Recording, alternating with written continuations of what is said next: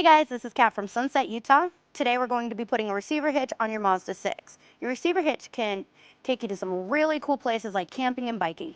It can even tow a U-Haul trailer to just about anywhere in North America. Let's break this down. You will need the tools seen here to complete this installation.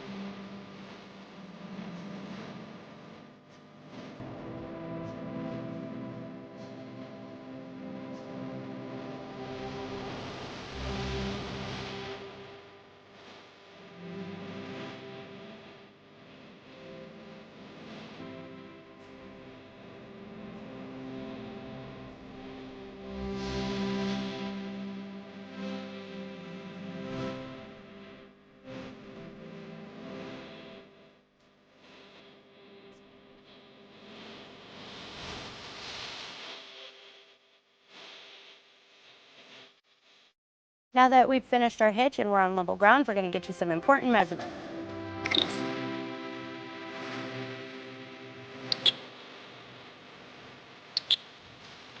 I'm Kat, thanks for watching. If you have any questions about the products seen in this video, or if you'd like to schedule an installation with a U-Haul hitch professional, visit us online today at uhaulhitches.com.